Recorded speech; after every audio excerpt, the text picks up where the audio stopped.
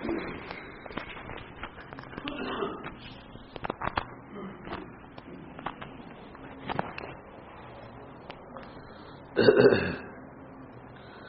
اللہ الرحمن الرحیم نحمدہ ونصلی علی رسولہ الکریم اما بعد. بزرگوں، دوستو، اللہ تعالی شانہ نے دنیا کے تمام انسانوں کو اپنی عبادت کرنے کا حکم دیا ہے، اس لیے کہ اللہ تعالی شانہ ہمارے باپ داداؤں کا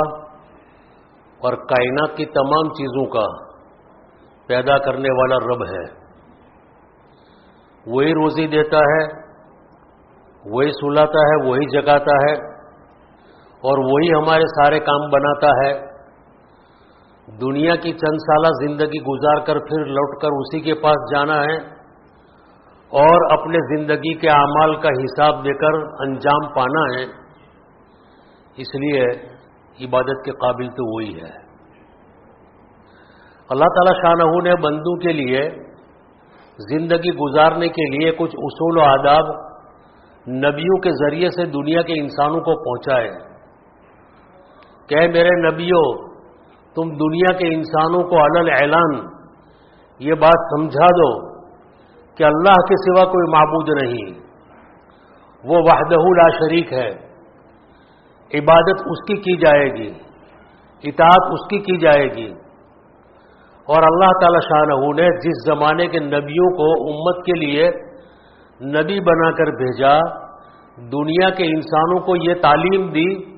کہ اپنے زمانے کے نبی کو برحق رسول سمجھو، نبی سمجھو، اور تمہیں وہ جو تعلیم دے اس کی اتباع کرو، اپنی من مانی چھوڑ دو. چنانچہ نبیوں کے سلسلے میں آخر میں حضرت محمد الرسول اللہ صلی اللہ علیہ وسلم تشریف لائے تو پچھلے زمانے کے انبیاء تو کسی خاص خطے کے، کسی صوبے کے، کسی ملک کے ہوا کرتے تھے اور خاص محدود ٹائم کے لیے ہوا کرتے تھے، لیکن حضرت رسول کریم صلی اللہ علیہ وسلم سارے دنیا کے تمام انسانوں کے لیے، جناتوں کے لیے نبی بنا کر بھیجے گئے، اور قیامت تک کے لیے آپ نبی ہیں. بعض اناڑیوں کو یہ خیال ہے کہ حضرت رسول کریم صلی اللہ علیہ وسلم جب تک دنیا میں باحیات تھے، جب تک ہمارے درمیان موجود تھے، تو آپ کی وجہ سے ہم اعمال پر تھے، دین پر تھے، ایمان پر تھے. جب نبی دنیا سے چلے گئے تو اب دین کہاں رہا؟ اب دین پر چلنے کی کیا ضرورت ہے؟ کچھ سرفر آپ کے دور میں بھی ایسے تھے. تو کتابوں میں لکھا ہے، صحیح روایتوں میں آتا ہے کہ حضرت رسول کریم صلی اللہ علیہ وسلم کے بعد جو لوگ شک کی زندگی گزارتے تھے، اسلام کی باتیں بھی سنتے تھے اور کافروں کی ٹولی میں بیٹھ کر ان کی بات بھی سنتے تھے، تھوڑا ادھر تھوڑا ادھر، دونوں طرف کا معاملہ. تو اللہ تعالی شانہ نے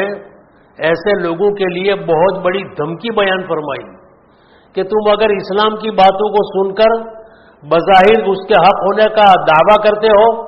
اور باطن میں دل میں تم اپنے اندر کفر چھپا کر بیٹھے ہو، تو یاد رکھ لو جہنم میں تمہارا ٹھکانہ کافروں سے بھی نیچے ہے. سب سے پہلے تمہیں ڈالا جائے گا،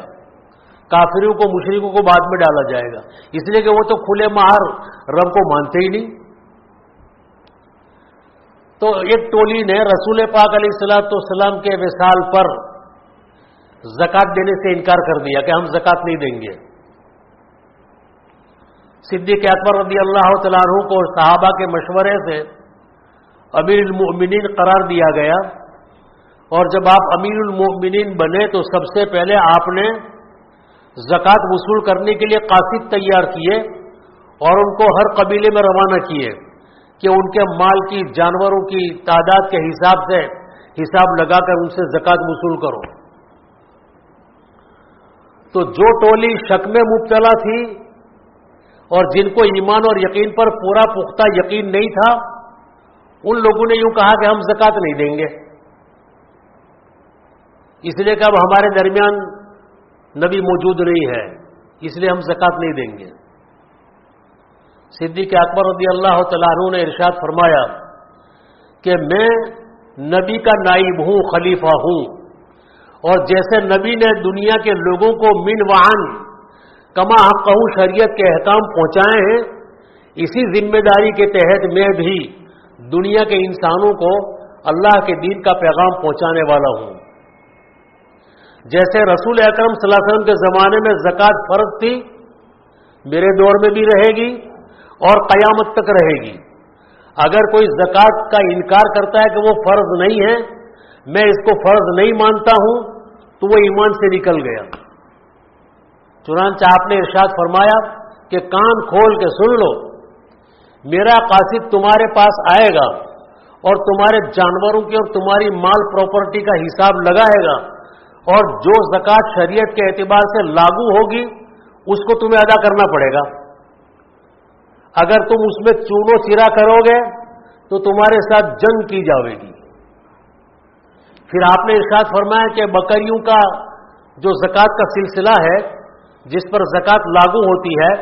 تو بکریوں میں جو زکوٰۃ کی بکریاں واجب ہوگی،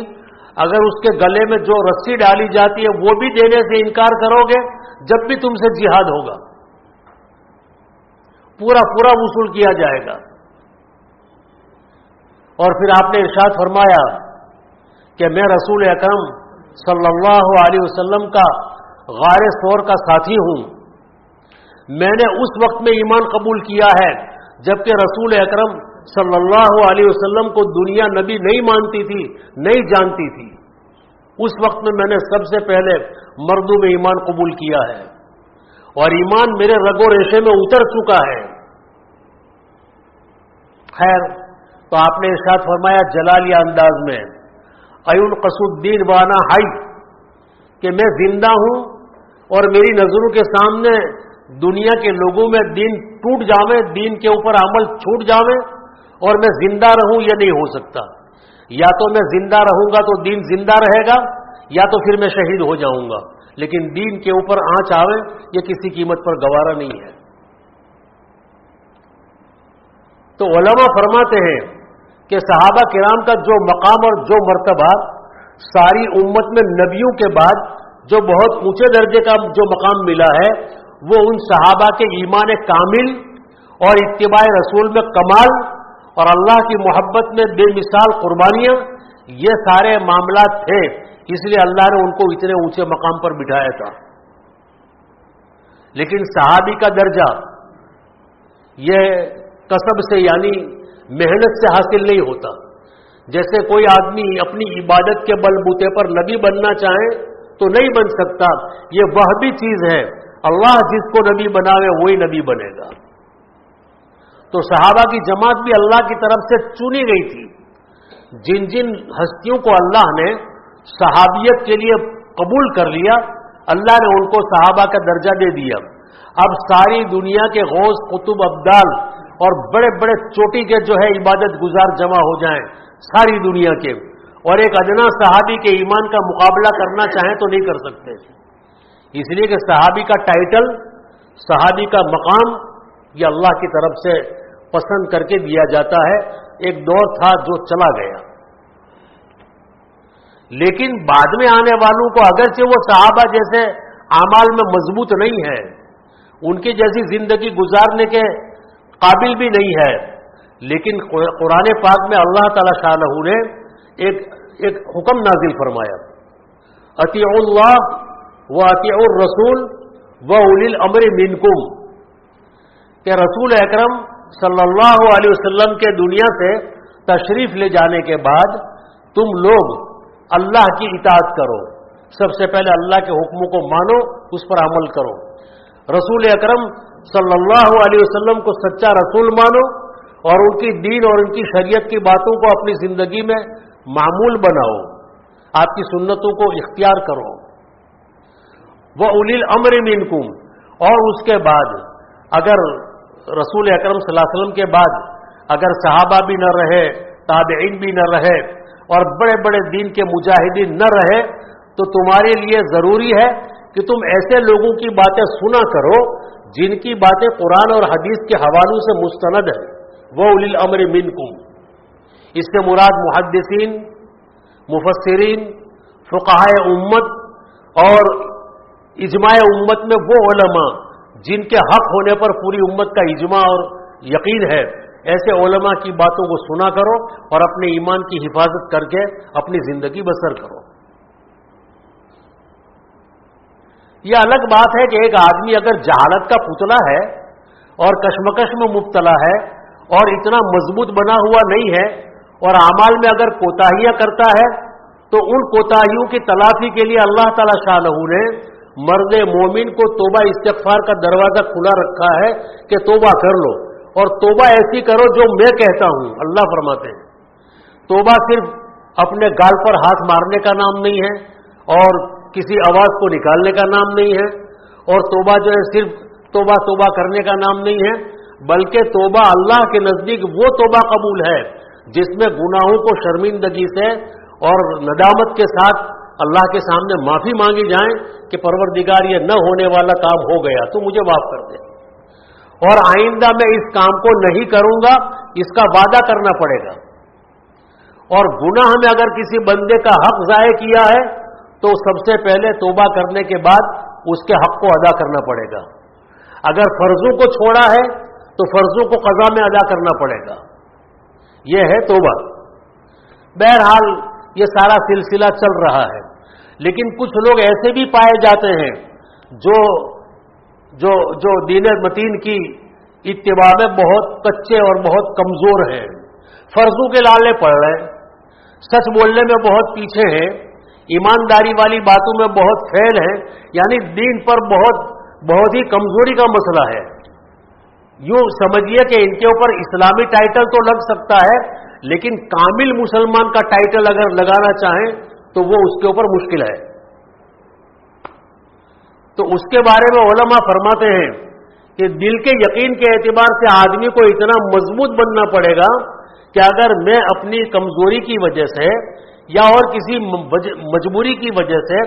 اگر دین کے کسی حکم کے اوپر عمل نہیں کر رہا ہوں تو اس کو پہلی فرصت میں چوٹ کھانی چاہیے اور افسوس کرنا چاہیے۔ اور افسوس کا مطلب یہ نہیں ہے کہ بس خالی دل میں یہ سمجھا کہ یار ہم تو بڑے گنہگار ہیں، ہم سے یہ نہیں ہوتا وہ نہیں ہوتا، یہ کہہ کر چھوٹ جانے کا نام افسوس نہیں ہے، بلکہ شریعت کے نزدیک افسوس وہ معتبر ہے جس میں آدمی شرمندہ ہو کر ندامت کا اظہار کرے اور آئندہ وقتوں میں اس چھوٹے عمل کو دوبارہ اختیار کرنے کی کوشش کریں، اس کو کہتے ہیں ندامت۔ لیکن آج کے دور میں یہ معاملہ بہت کم نظر آتا ہے، بہت کم۔ جیسے ہم لوگ دیکھتے ہیں کہ ہمارے یہاں ہم چونکہ سماجی آدمی ہیں، کاروباری آدمی ہیں اور قبیلے والے آدمی ہیں، بال بچوں والے آدمی ہیں، خاندان والے آدمی ہیں، تو جیسے دین پر چلنا ضروری ہے اسی طرح سے ہمارے کنبے اور برادری کے ساتھ مل جل کر کے ان کو حقوق کو ادا کرتے ہوئے بھی چلنا ضروری ہے۔ اس میں سب سے زیادہ ہمارے صلہ رحمی کے اور ہماری خدمت کے اور ہمارے حسن سلوک کے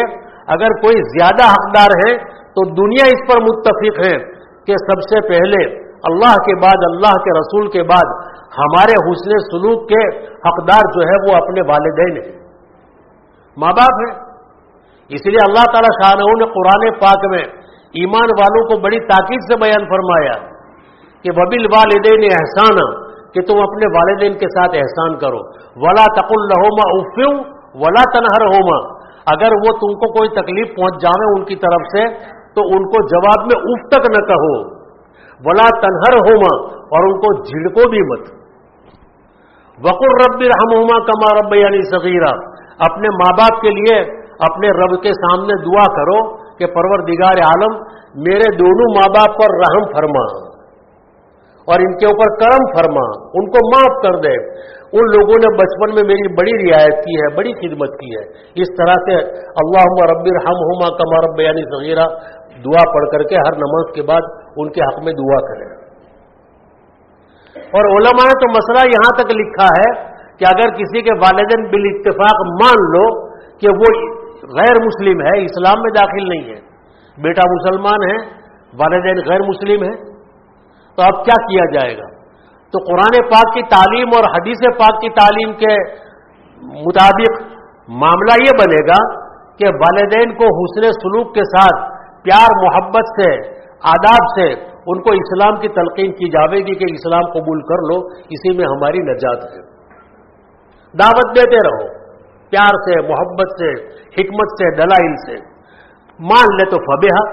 نہیں مانتے ہیں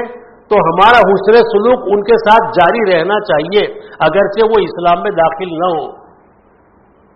یہ قانون ہے۔ چنانچہ اللہم رب ارحمہما کما ربیانی صغیرہ والی آیت جب قرآن پاک میں نازل ہوئی تو حضرت سعد بن مالک رضی اللہ تعالیٰ عنہ ایک صحابی تھے، وہ کہنے لگے صحابہ کو، اے میرے بھائیوں، یہ آیت اللہ نے میرے لیے اتاری ہے، میرے بارے میں اتری ہے یہ آیت کہ تم اپنے ماں باپ کے لیے دعا کرو، ان کے ساتھ حسن سلوک کرو، یہ آیت میرے لیے نازل ہوئی ہے۔ کیوں؟ اس لیے کہ یہ اپنے ماں باپ کے بہت چہیتے اور لاڈلے بیٹے تھے، ان کی ماں ان سے بڑی محبت کرتی تھی، بڑا پیار کرتی تھی، اور یہ بھی اپنی ماں سے بہت لگاؤ رکھتے تھے، والدہ کو بہت خوش رکھتے تھے۔ لیکن اللہ نے جب ان کو ایمان سے سرفراز کیا، ایمان قبول کر لیا، تو چونکہ والدہ ایمان میں داخل نہیں تھی اور وہاں کے ماحول میں لگی ہوئی تھی اور اسے نفرت تھی اسلام سے، تو ماں نے کہا بیٹے اسلام کو چھوڑ دے، تو نے یہ نیا مذہب کہاں سے پکڑ لیا؟ ہمارے آباء و اجداد جس مذہب پر چل رہے ہیں اسی پر چلنا چاہیے، یہ نئے دین پر چلنا ہمارا کام نہیں ہے، یعنی دین محمدی صلی اللہ علیہ وسلم کو چھوڑ دو۔ حضرت سعد فرماتے ہیں کہ امی جان کیسی بات کرتے ہو، تم میری ماں ہو، تمہاری خدمت کرنے میں تمہارے قدموں کے نیچے اللہ نے جنت رکھی ہے، تمہارے ساتھ والہانہ لگاؤ برقرار ہے، لیکن تمہاری وہ بات کہ میں مذہب اسلام جو برحق مذہب ہے اس کو چھوڑ کر تمہاری بات پر میں آ جاؤں اور باطل مذہب کا پرستار بن جاؤں، یہ ناممکن ہے۔ جب ماں نے دیکھا کہ بیٹا ٹس سے مس نہیں ہو رہا، مان نہیں رہا، تو ماں نے کہا بیٹے سنو، اگر تم اپنے باپ دادا کے مذہب پر لوٹ کر واپس نہیں آؤ گے تو میں جب تک تم لوٹو گے نہیں کھانا پینا بند کر دوں گی، نہیں کھاؤں گی نہیں پیوں گی۔ تو ماں نے کھانا پینا بند کر دیا۔ چرچا ہوا لوگوں میں کہ سعد جو ماں کا لاڈلا اور پیارا بیٹا ہے، جس سے ماں محبت کرتی ہے، وہ اپنی ماں سے محبت کرتے ہیں، لیکن مذہب تبدیل کرنے کی وجہ سے انبن ہو گئی اور ماں نے اس کی وجہ سے کھانا پینا بند کر دیا، تو یہ سعد جو ہے ماں کا قاتل ہے، ماں کو مارنے بیٹھا ہے۔ کیا بگڑ جائیں اگر وہ اسلام چھوڑ دے اور اپنے باپ دادا کے مذہب پر آ جائیں تو ماں کھائے گی پیے گی جیے گی؟ تو حضرت سعد رضی اللہ تعالیٰ عنہ نے دیکھا کہ 3 دن ہو گئے اور ماں نڈھال ہو گئی، ہو سکتا ہے کہ اسی بھوک اور پیاس کی شدت میں انتقال کر جائیں۔ تو والدہ کے پاس پہنچے اور پہنچنے کے بعد کہا امی جان، دل و جان سے میں تم پر 100 جان فدا ہوں، تم سے بڑی محبت ہے اور تمہیں بھی مجھ سے بڑی محبت ہے، لیکن اسلام کو چھوڑنے کے بارے میں تمہاری محبت کا لحاظ نہیں کروں گا۔ تمہاری ایک جان نہیں امی جان، اگر تمہاری جیسی 100 مائیں ہو اور ان کی 100 جانیں قربان کرنی پڑے تو میں بخوشی تیار ہوں، لیکن اسلام کو ہاتھ سے نہیں چھوڑ سکتا۔ جب ماں نے دیکھا کہ بیٹا اپنی بات پر پختہ اور مضبوط ہے، ٹس سے مس نہیں ہو رہا، تو والدہ نے کھانا پینا شروع کر دیا۔ علماء نے لکھا ہے کہ صحابہ کی آزمائش آئی، ایک طرف دین اور اسلام کا مسئلہ ہے اور ایک طرف ماں کی ناراضگی کا مسئلہ ہے، اب دونوں میں سے کس کو اختیار کیا جائے، کیا فیصلہ کیا جائے؟ اس طرح کے الگ الگ شکلوں کے حالات آج بھی ہیں۔ ہمارے گھر میں شادی بیاہ کا مسئلہ ہے، ماں ادھر بیٹھی ہے وہ کچھ اور کہہ رہی ہے، بہنیں ادھر بیٹھی کچھ اور کہہ رہی ہے، بڑے میاں کچھ اور کہہ رہے ہیں، معاملہ جو ہے خلاف شریعت کے چاروں طرف سے اٹھ رہے ہیں۔ اور ایک طرف پیارے آقا ارشاد فرماتے ہیں کہ تمہارا برکت والا نکاح وہ ہے جس میں سادگی ہو اور خرچہ کم ہو اور جس کا مہر جو ہے مناسب ہو۔ ایک طرف پیارے آقا کا یہ فرمان ہے اور ایک طرف گھر والوں کا یہ اصرار ہے. اب جائیں تو کہاں جائیں, کریں تو کیا کریں؟ تو سیدھی سی بات ہے کہ دل گردے والا آدمی جو ہوگا, جس کے ایمان میں کمال ہوگا, جس کو عشق الہی کی جو ہے لذت نے بے قابو کر دیا ہوگا, اور جس کو عشق رسول نے بے قابو کر دیا ہوگا, اور جو سنت شریعت کا خوگر اور پابند ہوگا, ایسا آدمی جو ہے مخلوق کی ناراضگی سے بے پرواہ ہو کر وہ عمل اختیار کرے گا جو عمل اللہ کو اور اللہ کے رسول کو پسند ہے. لیکن ایسا معاملہ آج کے دور میں نہیں ہے. ارے بعض مرتبہ کچھ مسائل نجی ہوتے ہیں, خانگی مسائل, کہ جس میں کسی دوسرے کا کوئی دخل بھی نہیں ہوتا. مثلا 5 وقتہ نماز فرض ہے, ہم دکان کرتے ہیں یا دکانداری نہیں لیکن دوستوں کی مجلس میں بیٹھے ہیں, تو سب کو معلوم ہے کہ 5 وقتہ نماز پڑھنا فرض ہے. ایک طرف اذان ہو رہی ہے اور ایک طرف گاہک آ کر کھڑا ہے سودا کرنے کے لیے, یا مجلس میں بیٹھ کر بہت لنترانیاں چٹپٹی باتوں کی ہو رہی ہے, اور ایک طرف اذان کی آواز آ رہی, حی علی الصلاۃ, آ جاؤ نماز کی طرف. اب یہ کشمکش کا معاملہ ہے. یہاں بیٹھا رہوں, یہاں پڑھا رہوں, یا اٹھ کر کے مسجد میں چلا جاؤں, کروں کیا؟ یہ ہمارا نجی مسئلہ ہے, اس میں کسی کا کوئی اختلاف بھی نہیں, کسی کا زور زبر بھی نہیں. اگر ہم اٹھ کر چلے آتے ہیں تو کوئی روکنے ٹوکنے والا بھی نہیں ہے. لیکن جب ایمان میں دراڑ پڑ جاتی ہے, ایمان میں زلزلے پیدا ہو جاتے ہیں, اور جب ایمان کمزور پڑ جاتا ہے تو آدمی وہاں ہی بیٹھا رہ جاتا ہے اور نماز کو قضا کر دیتا ہے. اگر بندہ اس طرح سے کمزوری کا ثبوت بار بار اگر پیش کرے گا اور بار بار شریعت کے احکام کو توڑے گا, جس پر عمل کرنے کی قدرت اور طاقت ہونے کے باوجود بھی, تو پھر اللہ تعالیٰ اس کے دل کو پتھر بنا دے گا, سخت بنا دے گا. اس کو چوٹ نہیں لگے گی, اس کو افسوس نہیں ہوگا. اور ظاہر سی بات ہے کہ اللہ کے یہاں عبادت کرنے والوں میں سب سے زیادہ عبادت گزار وہ بندہ پسند ہے جو عبادت کو اہتمام سے انجام دے اور عبادت کرنے کے بعد اپنی عبادت کی کوتاہی پر روئے دھوئے. عبادت پر ناز نہ کرے کہ مولا میں تو تہجد گزار ہوں, مولا میں تو نمازی ہوں, مولا میں تو حاجی اور قاضی اور فلاں اور چلا ہوں. اس طرح کی شیخی نہ بگاڑے, بلکہ بڑی سے بڑی قربانیاں دینے کے بعد بھی رب کریم کو راضی کرنے کے لیے اپنے نیک عمل کو پیش کرے کہ مولا کوتاہی والے ہیں, جیسا تو چاہتا ہے ویسا نہیں ہے, لیکن تیرے نام پر تجھے راضی کرنے کے لیے کیا ہے, مولا قبول فرما لے اور میرا بیڑا پار کر دے. یہ عاجزی اللہ کو پسند ہے.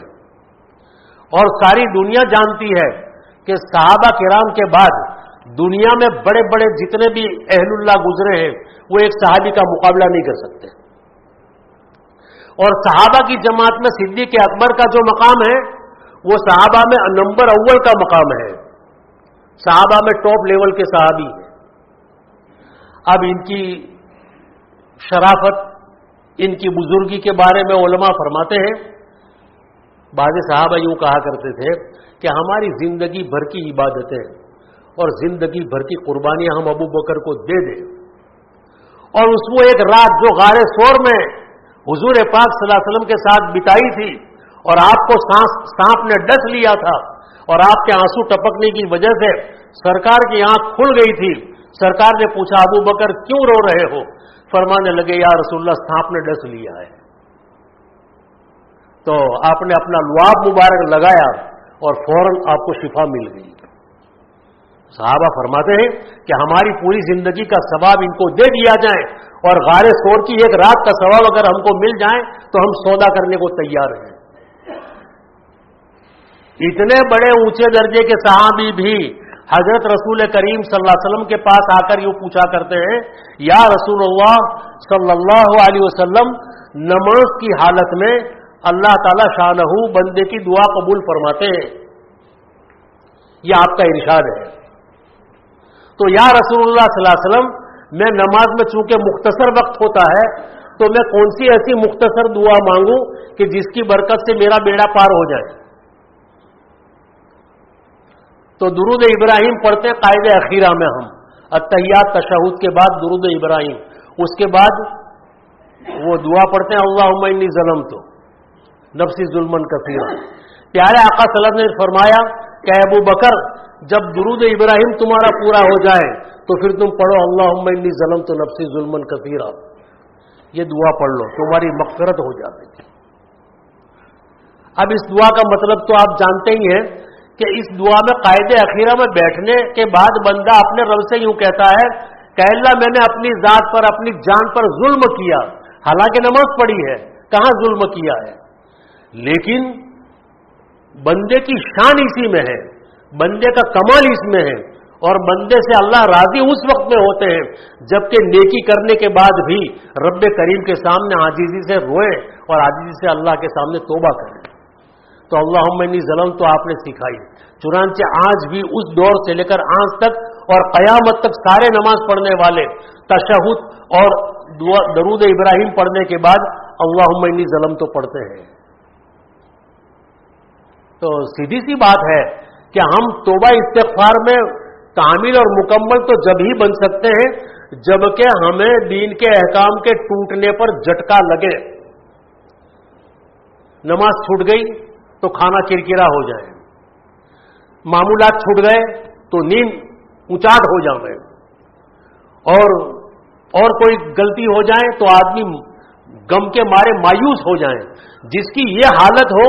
ایسے آدمی تو توبہ میں بڑے پختہ ہوتے ہیں, لیکن جو فرضوں کو قضا کرنے کے بعد فرضوں کو معمولی بہنوں میں توڑنے کے بعد زرد پلاؤ پر ٹوٹ پڑتے ہو اور وہ یوں کہے کہ ہم توبہ استغفار کے پتلے ہیں, تو یہ سمجھ میں آنے والی بات نہیں ہے. بس بات کو ختم کر دیں. سرکار دو عالم صلی اللہ علیہ وسلم سے بڑھ کر دنیا میں کوئی خدا کے بعد ہے؟ کوئی نہیں ہے. نبیوں کی بھی سردار ہیں آپ. اللہ کے بعد مخلوقات میں آپ کا نمبر 1 ہے. کتابوں میں آتا ہے کہ سرکار دو عالم صلی اللہ علیہ وسلم کو بعض مرتبہ صحابہ نے دیکھا کہ آپ بیٹھے ہیں اکیلے اور بڑے مغموم اور بڑے غمگین حالت میں, مایوسی کی حالت میں, جیسے آدمی بہت غم میں ہوتا ہے, چہرہ اداس ہوتا ہے. تو صحابہ پوچھتے تھے یا رسول اللہ صلی اللہ علیہ وسلم آپ کو کیا تکلیف ہے, کیا غم ہے, کیوں اتنے اداس ہیں آپ, کیوں آپ کا چہرہ پژمردہ ہے؟ صحابہ آپ کو ایسا دیکھ کر برداشت نہیں کر سکتے تھے کہ کیا معاملہ ہے, ہم مدد کے لیے تیار ہیں. پیارے آقا صلی اللہ علیہ وسلم نے ارشاد فرمایا کہ میرے صحابہ, مرنے کے بعد جو حالات پیش آنے والے ہیں قبر کے, حشر کے, نشر کے, وہ آج میرے سامنے ہیں, میں دیکھ رہا ہوں. اگر اللہ تعالیٰ تم کو وہ حالات دکھا دے تو تمہارا سونا حرام ہو جائے, تمہارا کھانا بند ہو جائے, اور تمہاری بیویوں سے ملنا تمہارا بند ہو جائے, اور تمہاری دنیا کرکری ہو جائے. چونکہ ہر وقت میرے سامنے آخرت کے مناظر سامنے رہتے ہیں, اس لیے مجھے اس کا غم ہے کہ اللہ میری امت کا کیا ہوگا, میری امت کا کیا ہوگا. یہاں تک کہ اللہ تعالی شانہ نے جبریل علیہ الصلوۃ والسلام کو بھیجنا پڑا اللہ کو, اور بھیجنے کے بعد کہا یا رسول اللہ صلی اللہ علیہ وسلم آپ غمگین کیوں ہیں؟ آپ نے فرمایا میری امت کا غم ہے. تو اللہ نے فرمایا کہ ہمارے محبوب کو خوشخبری سنا دو کہ ہم آپ کی امت کے ایمان والوں کے ساتھ اچھا ہی فیصلہ کریں گے. جب اللہ اچھا فیصلہ کرنے کا وعدہ کرتا ہے, پیارے آقا ہماری وجہ سے اتنے غمگین اور اتنے مغموم ہیں اور ہم اپنے انجام سے بے خبر, یہ تو سمجھ میں آنے والی بات نہیں ہے. اس لیے بھائی زیادہ نہ کہتے ہوئے اور زیادہ باتیں نہ کرتے ہوئے خلاصے میں اتنی بات ہے کہ بیان گھنٹوں نہیں مہینوں اور سالوں تک ہوتا رہے, لیکن بات وہاں پر آ کر رکے گی کہ عمل کرو, بات وہیں ختم ہوگی. اس لیے بھائی اپنی زندگی میں دوسرے واہی تباہی کے معاملے چھوڑ کر, لنترانیوں کو چھوڑ کر, فضولیات سے بچ کر اپنی زندگی میں وہ اعمال کو اختیار کر لیا جائیں جو اعمال فرائض اسلام کے ہیں, جو اعمال آداب میں ہیں, جو اعمال ہماری زندگی میں سنت شریعت کے مطابق مطلوب ہیں, ہم اس میں لگے رہیں اور رب کریم سے توبہ اللہ اور استغفار کرتے رہیں. ممکن ہے کہ انشاءاللہ العزیز قیامت کے میدان میں اللہ تعالی ہم جیسے گنہگاروں کو بھی اس طرح زندگی گزارنے کی برکت سے انبیاء صدیقین اور صالحین کی جماعت میں اگر حشر فرما دے تو اللہ کے نزدیک کچھ مشکل نہیں ہے. اللہ تعالیٰ میرے لیے آپ کے لیے ان باتوں پر کہنے سننے سے زیادہ اخلاص سے عمل کی توفیق نصیب فرمائے. سنتیں پڑھ لو.